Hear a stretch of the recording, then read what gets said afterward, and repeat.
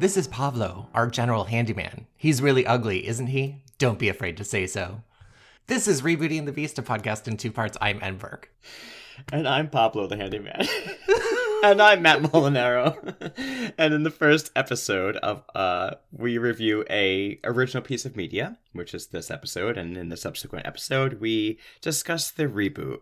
That's right. And this week we're doing 1977's Suspiria. Yes, I'm excited. I want to just say right off the bat, this is a recommendation from a listener. So thank you. Did you figure out who? Yes, so I'm assuming their name is Christian, but their name on Instagram is Christian's Hobby Blog.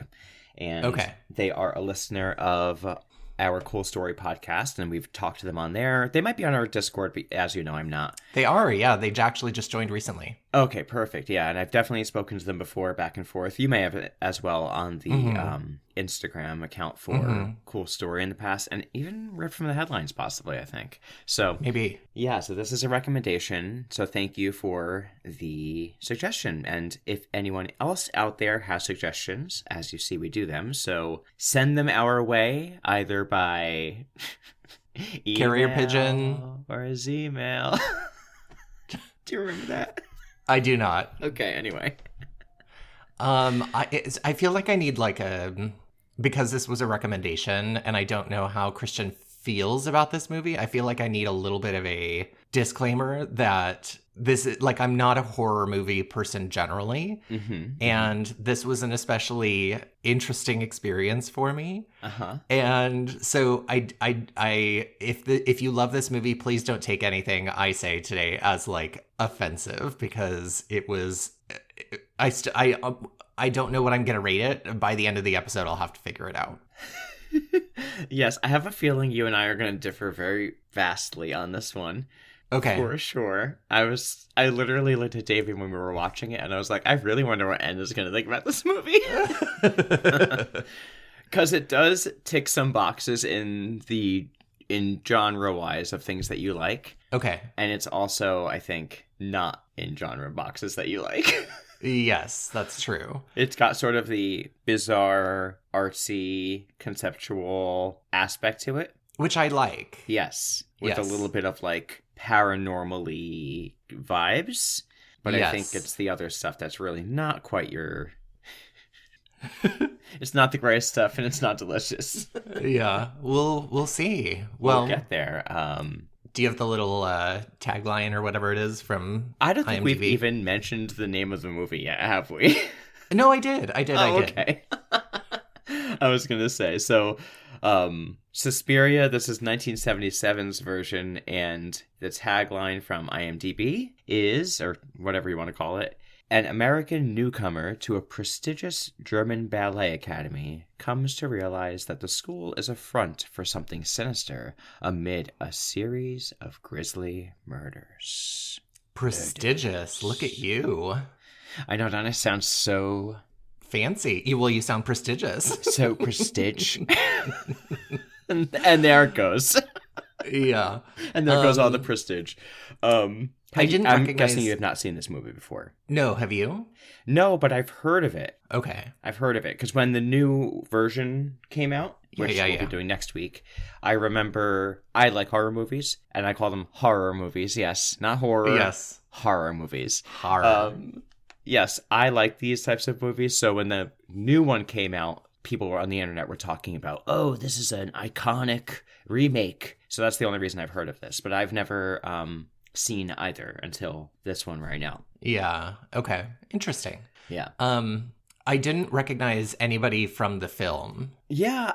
So it's interesting. I don't know how it exactly was. I know it's dubbed because I know none of the audio was able to be captured actually during filming. So yeah, I do know that there was a lot of non-English speaking folks speaking there was multiple languages and kind of filling in the blanks from what I read. So I don't know how many of these actors are actors that I would know if they're Italian or German or whatnot. But there's the main folks that are mentioned a lot are Jessica Harper, who plays the lead, Susie. And the only other person I think I've read kind of mentioned was Joan Bennett, who plays Madame Okay. Blanc, because this is her last movie role. Oh, really? Okay. Yes. So Interesting. that's all I know, though. I'm sure Okay. these people are all very well known. And I know that this is Dario Argento. He's the director. It's his like work of art, and I know he provides narration in the Italian version. Oh, okay. Yeah, yeah. Interesting. That's all I know. There's some trivia for you right off the bat. Boom, bam. I know. Boom, bam. I have some other trivia for us at the end, but yeah, this was such a strange movie. It's And 1977 too, so this is like yes, very of the time. yes. Like if you told me, "Hey, we're watching a Italian," is it Italian? Well, yes, yes. Okay, so we're watching a European-esque movie from the 70s, and it's gonna be horror-ish. This is exactly the vibe I would have imagined. Yeah, it's very fitting, and there are a lot of things about it that I liked. And yeah, let's just get into it. Yeah, let's do it. So we have the beginning where we find our lead character, Susie. She's on Susie Bannon. Susie Bannon on a flight from JFK to Germany for some sort of ballet academy. Yeah, she's like gotten into this prestigious ballet academy in Germany and has arrived, and that's kind of where the movie opens in the airport. And immediately I'm enthralled by the fashion and the hair that I'm seeing in the airport. Yes. Oh my gosh, I'm so glad you said that. I wrote the fashion and the hair so many times throughout this. Honestly, it just takes you right to exactly where you're supposed to be. Yeah. It's really immediately there's a lot of like experimental things about the film that I respond to positively or I don't know if positively is the right word, but like I recognize as intentionally like experimental and disorienting. Yes. Like we've got like music playing, but then the music abruptly cuts off to be like the overhead speaker in the airport and then goes back to the music without like transition or overlap or any of that. It's just like hard cuts and it's Jarring. immediately jarring and disorienting. Yeah, and I read that the music is all by this rock band called Goblin, Yes. and it's very experimental. It goes from, like you said, like, just audio of a person speaking on a loudspeaker at an airport to like intense music. Yes. No no lube. No. Um, Oh, man. I really like the types of things you're talking about. Like she's seeing a woman in red and she keeps like focusing on her, and she's seeing sort of everything when she's like recognizing something as eerie, really focuses on it. There's a lot of blues and reds throughout the film. Oh my God, yes. So it's very, very, very color saturated and most often in primary colors, but also secondary and tertiary colors. Mm-hmm. And it's very visually sumptuous. Oh, yes. Yes. Dive in. I really like that kind of vibe of it. I really was enjoying all the sort of otherworldly aspects to it right away. The sort of blurred camera lenses when she's outside. Mm-hmm. It's sort of like Twin Peaks vibes. Yes. You know? I can see that, yeah. Even the first interaction she has in the cab on the way to the academy, where she cannot communicate with this guy to say the name of the academy, and then he basically says it back to her exactly Exactly the same. Yeah. Yes. It was very Twin Peaksy in these moments. I was like, this is unusual and I like it. When she pulls up to the school, it's so jarring. It's so strange looking. Like it's like painted glossy bright red. Mm-hmm. And it almost made me wonder if it was a miniature, but I don't think it is. I think it's an actual building somewhere. I think it's a set. I think it was built. Oh, The front okay. of it. Yeah. Yeah, I read online that it was built because I was wondering the same thing, because it's very intentional. I was like, this Yes. can't just be a building that exists. No. Yeah. It's like red and shiny and like lacquered brick. Yes. And it's funny, the movie, like, it's gone on for several minutes at this point. Like, I feel like if it were just like a movie made today or not a horror movie, the sequence of airport to taxi to this building would have been a minute and a half. Mm-hmm. But we've been in this for like probably close to 10 minutes at this point of just like close-ups on her face, saturated colors, like weird cuts to like run. There's a lot of cuts of running water. I don't know if you noticed that throughout the movie. Yes. And which the I woods. don't. Yes. And so it's been a while now, and she finally gets to the school, and she sees like a woman. It's storming, it's raining really hard, and there's like a woman in the doorway of this school who's like, it is very Twin Peaksy because like things are in theory sort of normal for her. She's just like, it's raining and she's pulled up in a taxi, but there's this woman in the doorway who's like, you as the audience like see her yelling and screaming, and her hair is like blowing in the wind, but you can't hear anything she says.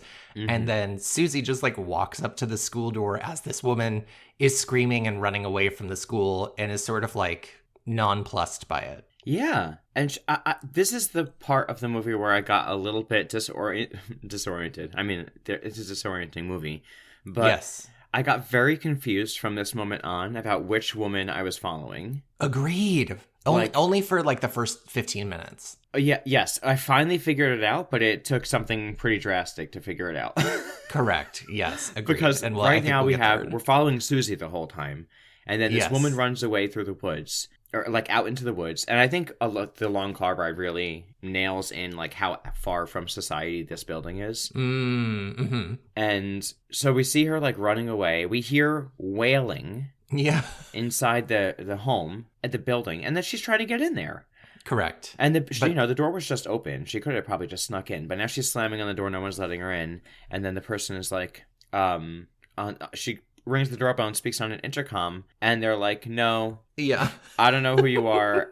I can't hear you. I have to go away." Yeah. So then she takes the taxi cab back somewhere, but she's driving. Yes, as she's in this taxi cab, she sees the woman who had ran away from the school running through the woods, like wailing and screaming, and is just kind of like looking at her.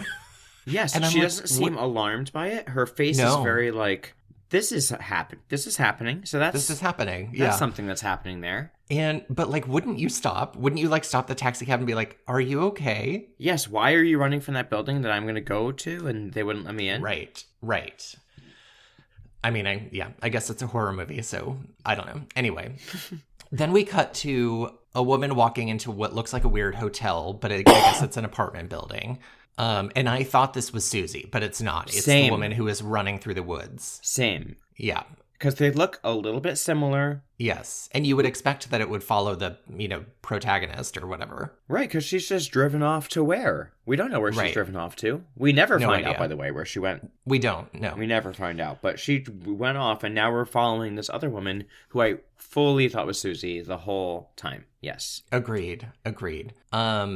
So she's at like a woman's house, which you don't know who the woman is that she's speaking to either. So right now I'm assuming Susie's speaking to a friend or like the person she's staying with over here. She found like someone to stay with, or like a hotel manager or something. But it's her friend, and it's not Susie. Spoiler alert! It's the girl who ran through the woods. And she is. It seems like she's being watched. You can't really tell, but she's kind of talking to the woman, saying like, "Oh, I got kicked." The woman's kind of comforting her. "Oh, so you got kicked out of the school? It's no big deal. Like, it'll be fine." Right? Is that kind of the vibe right now?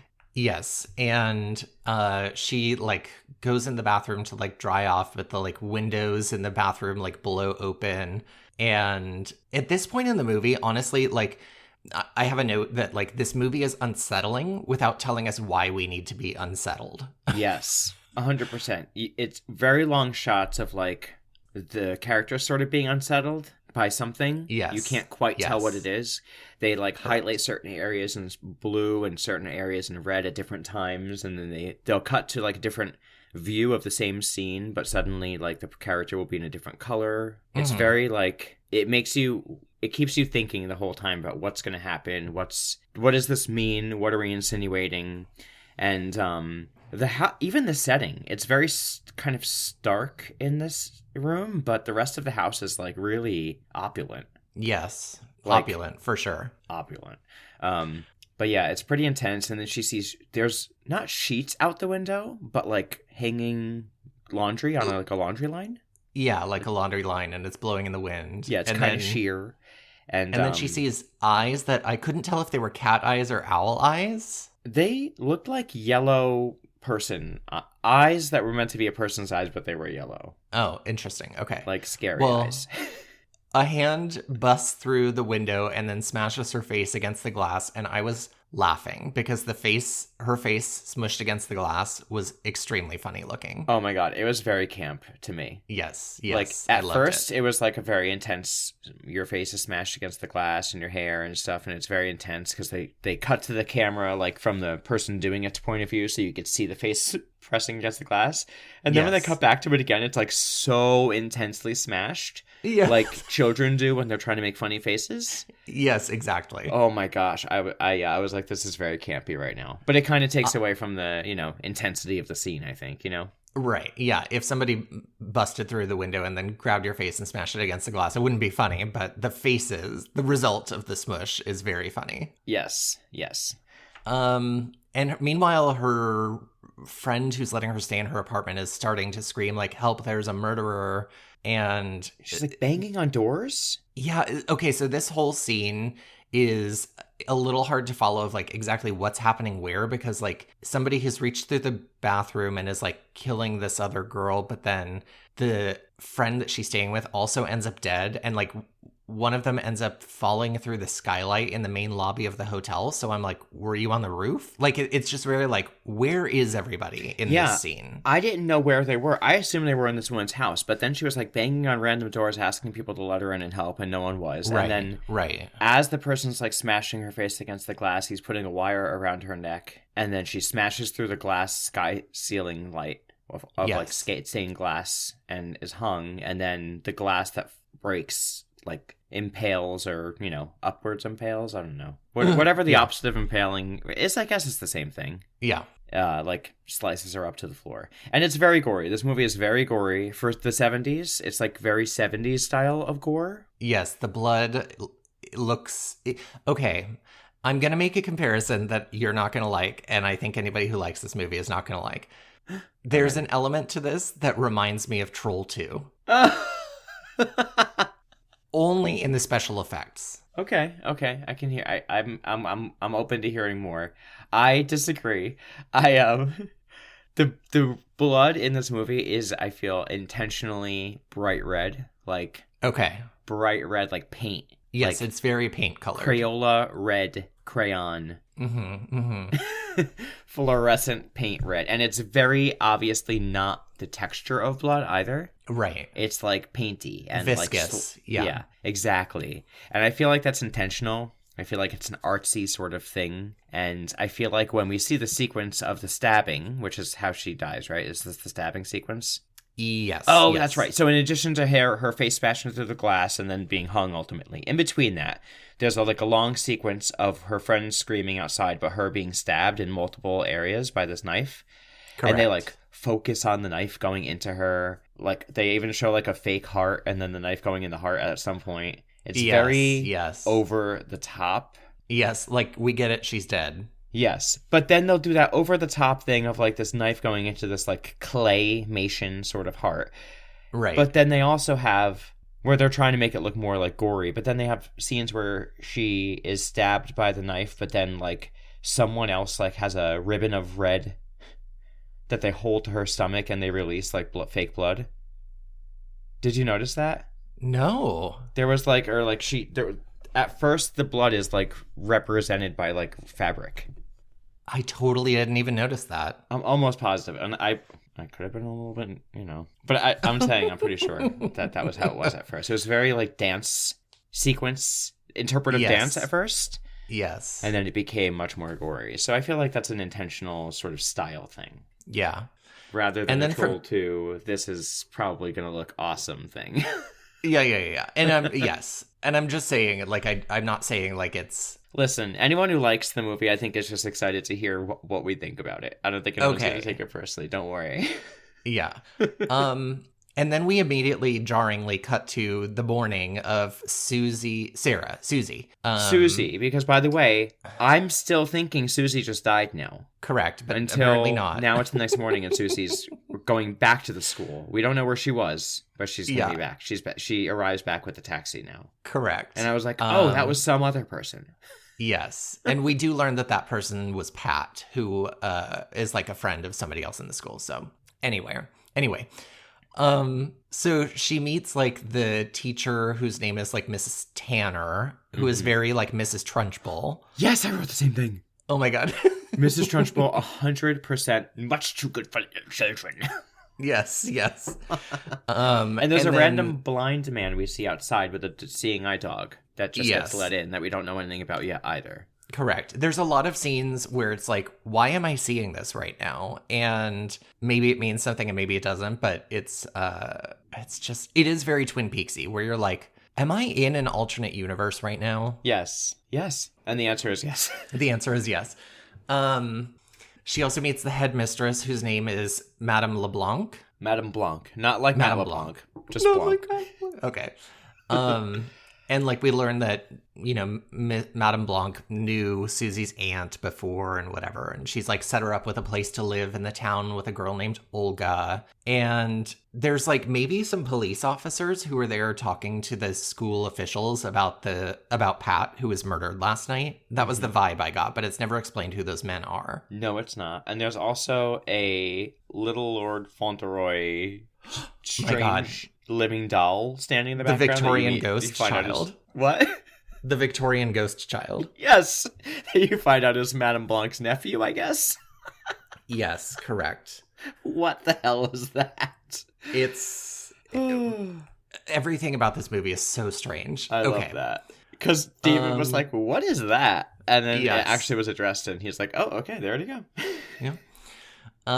And then we get so Miss Tanner is taking Susie around, kind of like showing her the school a little bit, and walks by on the staircase a man who is very unique looking.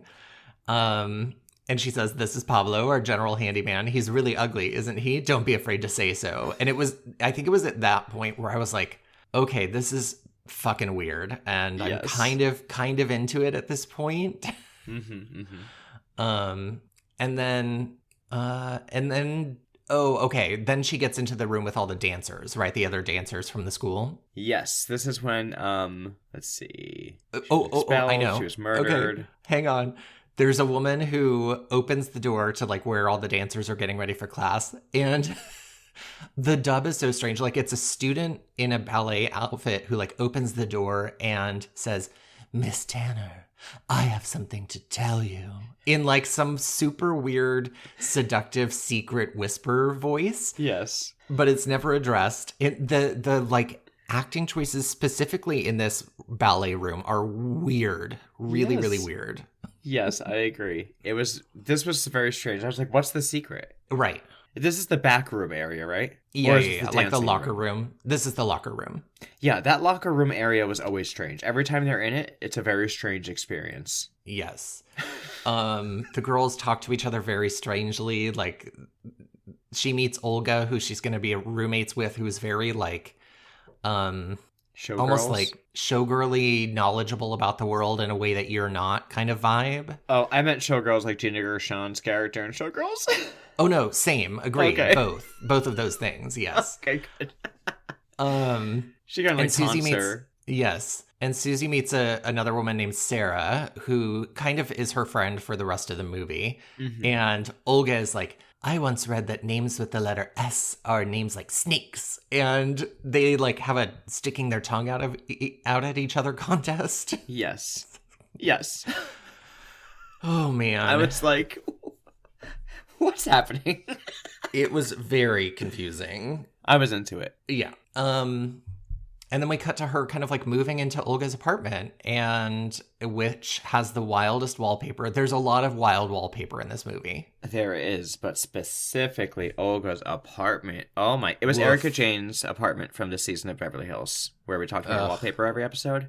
Yes. That was this. I loved this woman's apartment. Olga is living I agree. How I would like to live in 1977.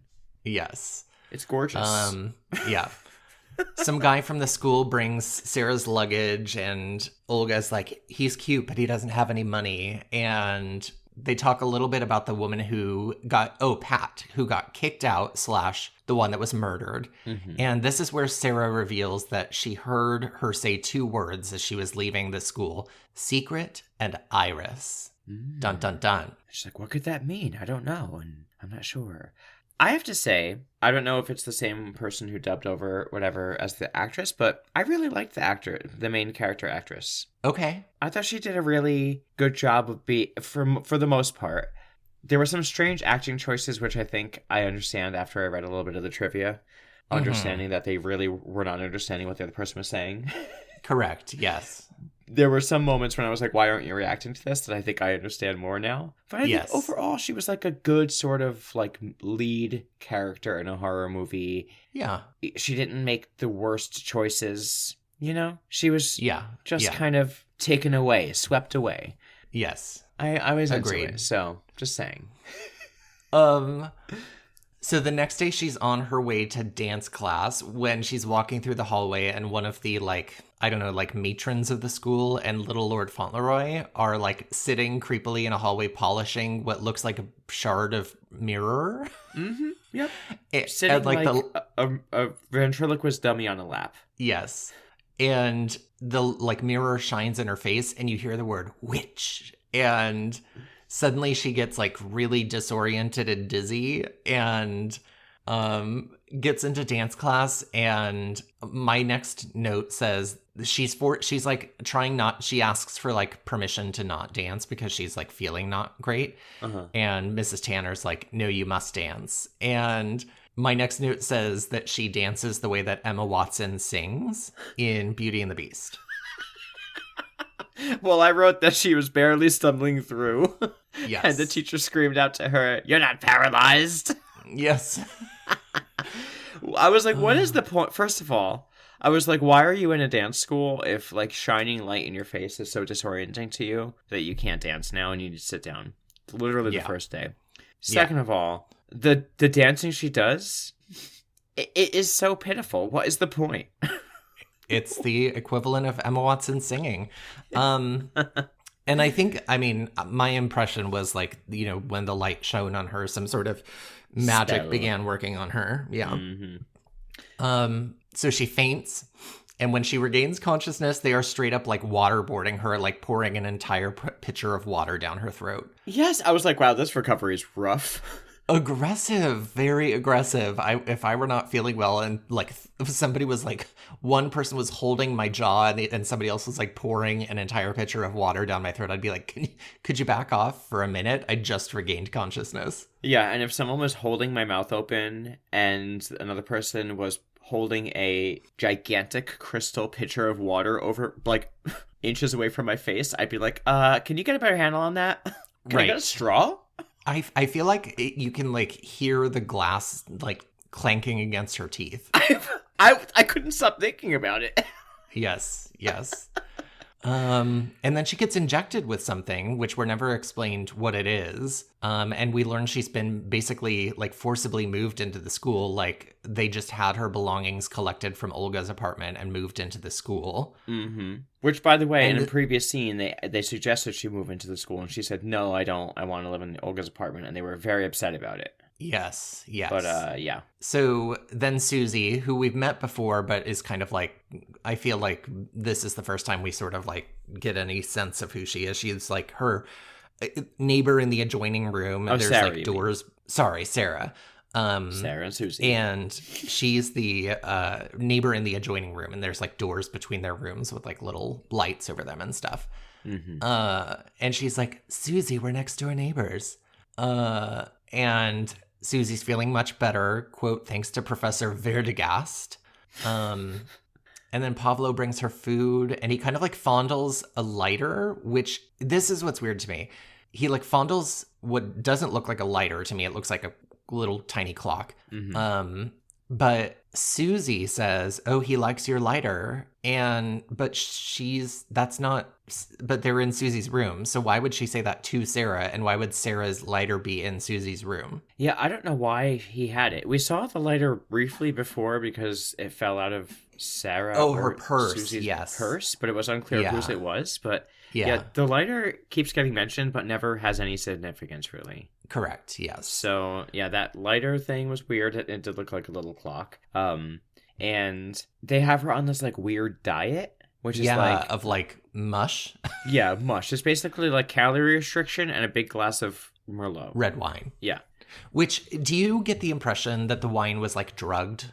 I think it was like I don't think it was drugged. I think there was a spell cast upon it. I think it was a brew of some type. Potion. Magically drugged. Okay. Yes, I think there's a tonic in it, if you will. Something is, I guess that's drugged, but it's like, it's not drugged, it's magically drugged, yeah. Okay. And then maggots start falling from the ceiling. Oh, God, that was so gross. So gross. Ew. Ugh. And they close up on the maggots. Thankfully, at first, it's not too many. It's just like one or two, but they really close up on them. But then we find out that it's not just in her room. It's every room on the floor. And when they run out, and the floor is, by the way, like the hallway's red. Like a very bordello red. Yes. And all the girls are running out and they have them in their hair. And like when you look up at the ceiling, they're like crawling all over the ceiling. Everyone's super screaming. Gross. Yes. Yeesh. And when they're like, there must be something upstairs. So they like go into the attic above the, dancers' rooms. Mm-hmm. And I was expecting a body up there, but they just like open a trunk that's covered in maggots, and inside, like, they zoom in close. I couldn't tell what it was, but then in the next scene, they're like, there was a trunk full of rotten food, and so sorry, they shipped it to us, and we, didn't check it and thought it was all fresh, but it must have been rotten, and, we're having it fumigated in the morning. I fully thought they were going to find a body. Me too, and I'm not clear if it was food or not, and it was a lie or a cover-up or something, but it's not clear what it ever is, so it could be food or not, and it really doesn't matter at this point, because it's just a mysterious box of random shapes that were covered in maggots. Yes. So they turned the dance hall into a dormitory, basically, the practice hall, so that everybody has a place to sleep for the night. And even the teachers are staying, and the headmistress, even though Susie's like, do they live here in the school? And Sarah's like, no, they live in town. It's like weird that they're staying here tonight. Yeah.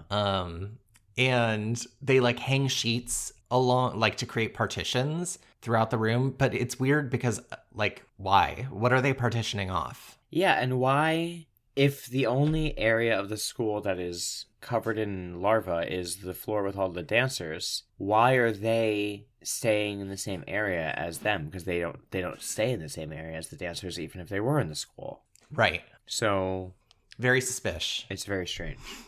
And then there's this scene where the guy, who I thought was like going to be maybe like a love interest or something, is like waving to Susie over the sheet partitions, and then like slowly sinks down, but his hand is like still waving. It's very, very strange. Yes, another Twin Peaks moment for sure.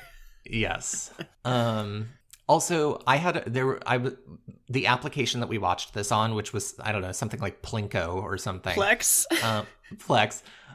Didn't have captions, so there was a lot of times where I was like, what are they saying? And it was particularly hard in this next scene because Sarah is like awoken by raspy breathing and snoring, and she tells Susie like, they lied to us, and she keeps saying a word that I think is directress. Yeah, it took me, I'm so glad you're saying this, because she's whispering it. Yes. And I think she kept saying directress or directoress. I couldn't tell. I just wrote down director ? Because I couldn't tell. Yes. And apparently she's like saying about some sort of lie about them sleeping over, and I was like, well, because where did you get this? Madame LeBlanc, I'm going to keep calling her Madame LeBlanc. Madame Blanc has said like the directoress is not on premises. She's like out, and so she's in charge. But so I think Sarah's like, they lied to us. She is here after all. Mm-hmm. But what do you care? Exactly. At this point. Exactly. Right. Like, what does that mean to you? Yeah. Let her stay there. Maybe she's, her apartment wasn't rent controlled and it went up. She couldn't control it. Exactly. And then the next morning, the blind pianist's service dog bites the creepy undead child. And there's this very strange scene where, like, Mrs. Tanner screams at him and the pianist is acting very, let's just say taking some big swings. Yes. About how the child must have done something awful. But anyway, he's being, like, fired and kicked out of the school, and she, like, throws his cane away, so he has to, like, stumble through the room. It's very uncomfortable. Yes. But he's been fired. He's been fired, and he's not happy about it. He's making a big fuss about it the whole way out. Yes. And then that night, Sarah is in Susie's room and she's like, there they go, right on schedule. And they, like, hear the teacher's footsteps, like, supposedly leaving, quote unquote, leaving the school. But Susie, in her, like, half tonic, magical tonic stupor, is like, but the footsteps aren't going in the right direction. They're not going toward the front door. And so Sarah, like, wants to find out where they're going. You know, it's happened, I think, twice now in this movie. Sarah just bursts into Susie's room and wakes her up in the middle of the night and just wants to have a full-on conversation, like, immediately. And I get it that Susie is, like, drugged and in this sort of stupor, and all she does is, like, this is the scenes where I wouldn't say the acting is the best, where she just, like, shakes her head from side to side and just says, what? Huh? Yes. Yes. But it's like, I get it, but either way, if someone did that to me, if Davey did that to me in our bed, I'd be like, what are you doing? Are you out of your mind? Exactly. Right. Having a conversation with you in the middle of the night? Right. Just saying. It's a lot. But I'm glad, they hear these footsteps and, I have to say, also, if these people are trying to keep a secret about staying in the school, they could wear, slippers. Right. They don't have to wear, like, big clacking high heels. Yeah. Yes. Like a buffalo. Is that a buffalo coming down the steps? Is that a water buffalo coming down the steps? And then we cut to, like, German bar hall table dancing where the pianist is there with his dog. Oh, yeah. And then random beer garden scene. Yes. And then he gets escorted outside and, like, he senses a malevolent presence, and there's some, like, really interesting shots of, like, him, like, it's very from high above, and he seems, like, sort of small and dwarfed by his surroundings, which is kind of cool. Yeah, and there's very big monument building types. It's like he's in a square of some type. Yeah, and it's an extremely long scene of him screaming, who's there, and the dog barking. It goes on for like 10 minutes. Mm-hmm. And then something like flies over him, and then his dog bites his neck and kills him. Yeah. Very strange. Random guards in white run over and the dog gets away. Yes. I was like, damn, okay. Cujo. Yeah. So Susie is starting to feel like maybe there's a hex on the place and goes and talks to the headmistress and tells her about the words secret and iris. And Madame Blanc is like, you've done very well. I will inform the police about this at once. Which I don't know what the police would be like. Okay, so she said 2 words before she was murdered. Okay. Cool. Allegedly. Yeah. Allegedly. And Sarah realizes that Pat, the one who was murdered, must have been talking to someone in the school. Oh, this is the scene where they're, like, in a pool, and it kind of looks like the Hearst Castle pool. It's very, like, big. Yeah, it was very swim fan. Yes, yes. Someone's watching you in the pool. Weird. Yes. And Sarah confesses she was the one who didn't let her into the school that night, and I'd be like, I'm gonna drown you now, like... Like, I can't believe you did that. Right, and she never explains, like, why. She just says, yeah, that was me. Yeah, just let you know. Right. Just had to come clean. Ooh, but she tells her that, yeah, but Pat had been, like, taking notes on the school, and I'm gonna read them tonight, and I'll show them to you, blah, blah, blah. Mm-hmm. And then we cut to night again, and she is shaking Susie awake again. Leave her, let this girl sleep. Right.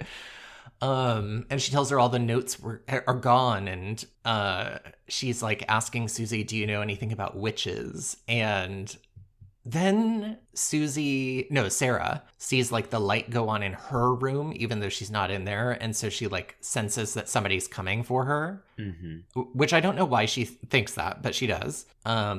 And so she runs away and like goes up into the attic, not addict, and gets attacked and like gets smashed through glass in a very like, do you remember that scene that's like a meme of like that Bollywood film where the woman like has the scarf and somebody pushes her and she rolls like 6 times against the car and then gets strangled by her own scarf? Amazing. Of course. It's very much like that. And then she like locks herself in a cabinet and the like murderer who's chasing her tries to do this like, you know, slip the credit card in to like open the door kind of thing. But apparently has never operated a simple like door opening mechanism because it takes them 25 minutes to figure it out. Oh my God. I was like, listen, I'm glad they're struggling because I'm not trying to have this girl die. But literally, it's a latch. Very, very, very loose, very long space in the door. The person's not struggling like getting the thing through the door. They're just struggling like lifting, how heavy? Something that's the weight of a pencil.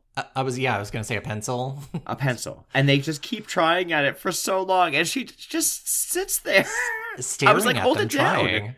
And then what's even weirder is she climbs through a window, but then like the window opens and she like jumps into what looks like a like playroom, but instead of a ball pit, it's like full of razor wire that immediately starts like cutting her apart. Yeah, and she's like struggling to get out to this other door because it's a trick. And she is just getting more and more tangled in it until she's like unable to get out. And she's like screaming finally. And then we see someone come in and kill her. Cut her throat. Yeah. And it's very graphic in the way that the 70s were graphic. Like you could totally tell it's like a dummy that they made, like a stage piece that they're cutting open and they like close up on her quote unquote neck as they slice it. Yes. To me, it was like, it was gory, but it was, because it was done the way it was, I don't know if it sort of takes the sting out of it. I don't know how to describe it. Like the initial sight of that kind of stuff is like, ugh, and then you're like, oh, does that make sense? No, not at all. I was like, oh, but that's plastic. Oh, got it. Okay. Yeah. Like the non-realism of it, yes, even though it's gory, it's like, oh, okay, that's clearly not an actually razor wire. Yeah. It looked like a giant slinky. That too, yeah. I did read that it was just like wire, and it didn't obviously cut her up, but she was getting like pinched. Oh no! Ouch. Yeah, it was like uncomfortable pinches throughout the whole scene because it's still wire. Yeah. So Susie gets worried about Sarah when she can't find her the next day, so she calls Sarah's friend, Frank Mendel, who I do not think we've heard of until this moment. But she acts as though like Sarah was talking about this man. Yes. And I was like, okay. She goes to meet finally, him at Frank, we've been waiting for this moment. Right. So she goes to meet him at a convention center, which is like at a psychology convention. And he says that Sarah used to be a patient of his. And I'm like, what? Like, you're like 20 years old. What are you talking about? She was a patient of yours. Right. He was very cute, though, by the way. He was very cute. David was like, okay. I know. I was like, I'll be your patient. And we learned that Sarah, like, supposedly had like a nervous breakdown after her mother's death, but they remained friends after he was her patient, or she was his patient, which I was like, that's absolutely not. No. Okay. No. We suddenly get this like weird exposition dump where he's like, oh yeah, the dance academy was like founded in 1895 and the local people believed the founder was a witch. Her name was like something Marcos, and she'd been expelled from 7 countries and she went by the name of Black Queen. Ooh, very creative. Yes. But then she died in a fire in 1905, and then he calls over another guy named Professor Milius, who like happens to coincidentally be standing nearby and is an expert on witches. And I was like, at a psychology conference? Of course. Anyway, this guy's eyebrows looked like 301 drag queen eyelashes stuck to his brow. Oh my God, he was the Juice Man. The Juice Man? Do you remember those infomercials from Late at Night in the 90s and the aughts? No. I think it was like Jack the Juice Man Taylor or something, and he sold a juicer, and he had eyebrows that were gravity defying.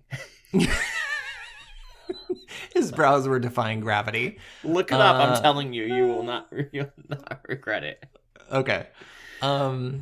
So he tells her like about, a coven of witches and like the leader, like many people theorize if you kill the leader, then, the rest of the coven will die and blah, blah, blah. Mm-hmm. I feel like this could have been introduced earlier in the movie, by the way. I agree. They buried the lead. They did. They really did. Because the whole time you're like, what is happening? And then we get this like kind of almost toward the end.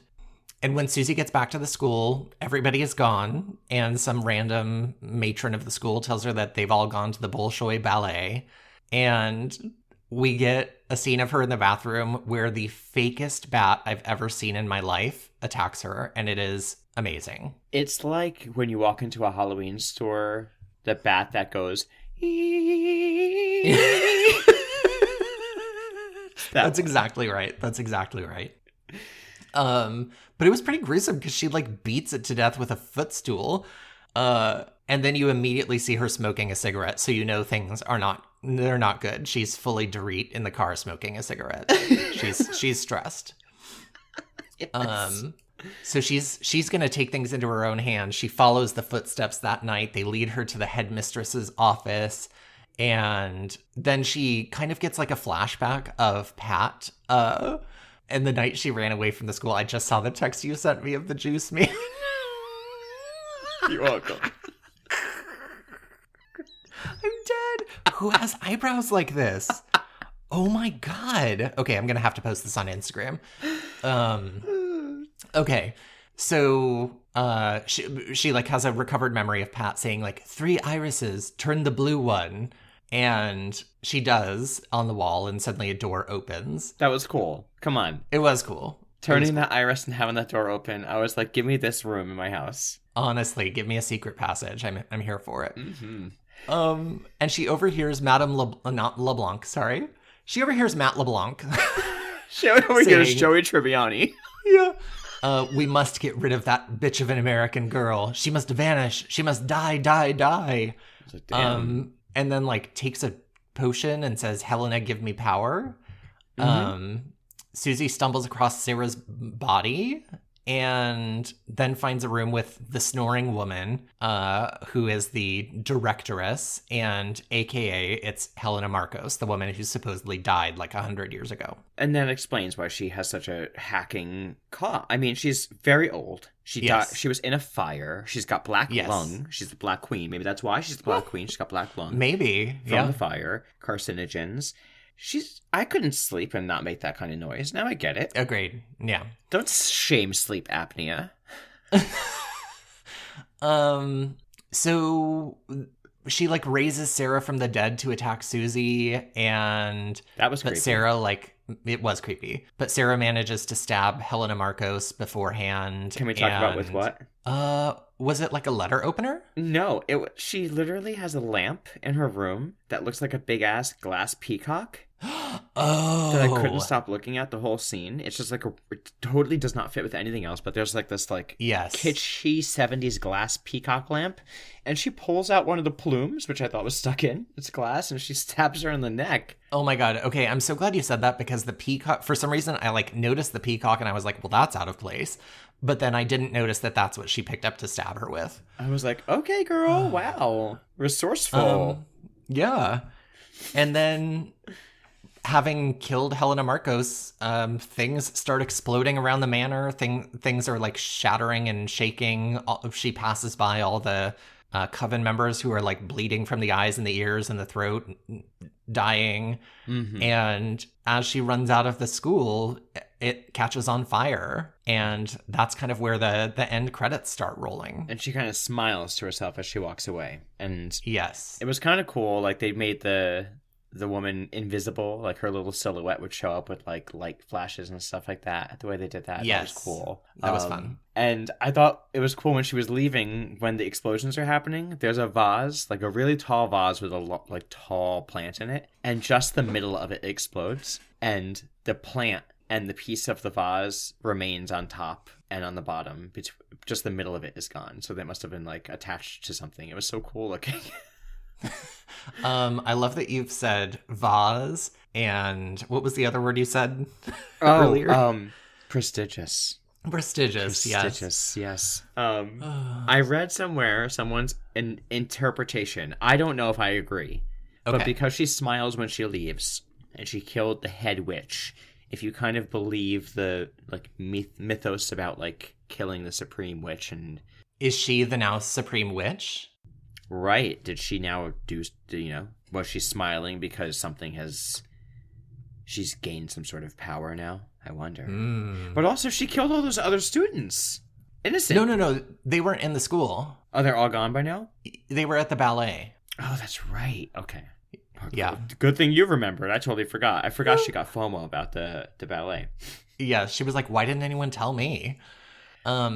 So I read that the director had the cinematographer watch Snow White and the Seven Dwarfs to have him like model the color schemes for this one, which I think explains some like a lot of like the primary color saturation that we see throughout the film. Yeah. Which I thought was effective, personally. I really liked it. Agreed. I think the color sort of like, anyway, the coloring of the film was very effective at being jarring and surreal. Yeah, and it also served like some narrative functions and kind of moved things along from different scenes. Like if it wasn't there and you just had these long ass shots, we would have been like, what is...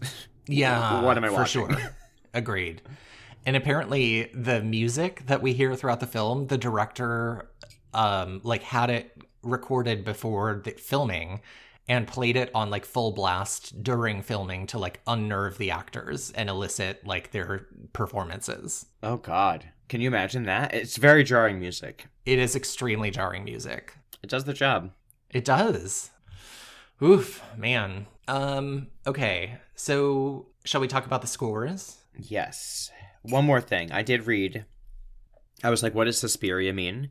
By the way, every time, I don't know if it's just me and what's wrong with me. Maybe I'm just too gay for words. Mm-hmm. Whenever I say the word Suspiria, in my head, I hear it to the tune of Disturbia by... I was about to say the exact same thing. Okay. Thank you. I cannot say it without immediately hearing Suspiria.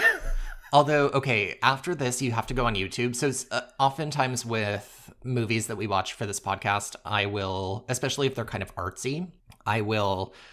I'll like read about them, and then sometimes I'll go on YouTube and like see if there's like, behind the scenes information or like analyses or whatever. And there's not a whole lot on this film, but you can see the trailer for the movie, and the trailer is like just a bunch of scenes from the movie, and the voiceover is like, you can run, but you can't hide from Suspiria. Oh. As though Suspiria is like a character in the movie. It's really weird. It's amazing. And the word Suspiria is like a pulsing... It looks like an intestine. Yes, and they say it 500 times. The only thing is scarier than the last 12 minutes of Suspiria are the first 78. Yeah.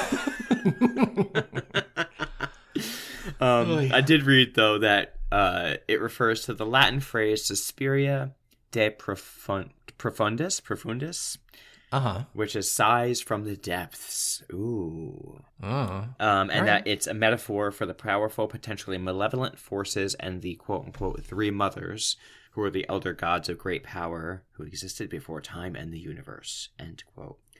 Like the goddesses from Legend of Zelda. Ooh, remember the fairies from the early Legend of Zelda games and the fountains? Of course. I can't get enough of them. Also, I know that there's 2 other movies in this series. This is one of 3. Yes. Yeah. And I thought it was kind of interesting that one came out in like 1980 or something like that, but the next one didn't come out till like 2007? Interesting. Kind of weird. They are not as highly rated as this, so I'm not super compelled to watch them on my own, but yeah, if you are interested in this movie, it is a part of a little triad of movies, and they're all centered around witches and stuff. Okay. That's all I got. So, ratings. IMDb gives this a 7.3. Okay. Rotten Tomatoes, the tomato meter is a 94%. Whoa. Very high. And the audience meter is an 83%. Wow. Okay. Interesting. I'm going to give this I might adjust if you give me some scores afterwards, but I think I'm going to give this an 8.0. Yeah, I think I'm going to go 8.0. Okay. I really enjoyed it. What did I give my highest ratings to, if you have it? Oh my gosh. Yes, Jumanji got an 8.5. Wicked got a 9.8. Wizard of Oz got a 9.5. Yeah, okay. Don't tell Mom. Yeah. I'm good with an 8.0 with this one then. I liked it a lot. There were some narrative things that could have helped me along the way a lot. Yeah. From being confused early on. And my main issue with this movie, which I can't believe I didn't mention it until now, so I have to mention it now. I don't know if it's explained. Forgive me if it is. What is the point? Like, why does this coven of witches at the school? I understand they have the school. Why do they have the school? Why are they luring people in? Is it to sacrifice them? Is it to have them as witches themselves? To join the coven? I think to sacrifice them. Is it? Yeah, because they say, like, you know, through eliciting the suffering and death of others, they can gain power and money and things like that. So it's like people just go to the school and disappear and no one asks any questions. It's just, there's just not a lot of explanation there behind, like, why they're doing this besides that guy saying that witches do things for their, like, own selfish purposes. So yeah, that's my main things about the movie. But other than that, I actually really enjoyed it. I was into it, compelled. What about you? I'm going to give it a 6. And not because it's not good, just because it's just not my vibe, you know? Like, I'm not a horror movie person, but I mainly enjoyed it for the experimental aspects of the movie. Yes. And really enjoyed the, like, visual aspects, not necessarily like the special effects, but like the color saturation and all that kind of stuff I think was really effective. So I can understand why a lot of people really love this. It's just not my thing particularly. And the hair and the fashion. Oh my God, the fashion and the hair was incredible. Give me that volume, please. Oof, I don't know what you've done. Honestly. Per plus. Per plus. Wow. All right. Well, next week we'll be covering the reboot. I'm excited. I'll be very curious to see if it maintains the artistic quality. Did you watch the trailer? No. I did watch the trailer. It's on Amazon, and you can watch the trailer on there. And it definitely seems very, very different in, like, style. Yeah. Possibly different. Definitely a little bit different in the story, it looks like, too. But it looks like... Now that I've seen Suspiria, I can see where they're going, I think, from the trailer. Mm-hmm. It definitely gives a totally different take on it, though. But it has a very creepy vibe to it. And when it when the cast was listed in the trailer, at the end it said the music was by Tom York from Radiohead. And I feel like now that I've heard the music in the original, I could totally see him making something of their own vibe of that. You know what I mean? Mm-hmm, mm-hmm. So I'm excited. We'll see what happens, but interesting. All right. Well, in the meantime, if you would like to help our podcast grow, the very best thing that you could do is to go and rate and review our podcast on whatever platform you're using to listen to our episodes. That's correct. And the next best thing you could do is to recommend our podcast to a friend. Word of mouth is the best way to get, us spread out there.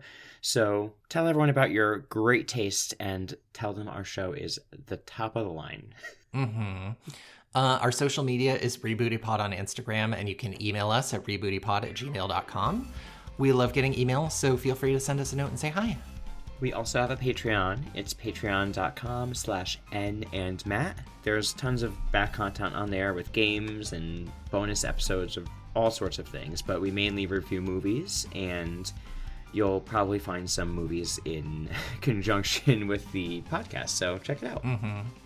And thank you so much for listening to Rebooting the Beast. See you next week. Goodbye. Bye.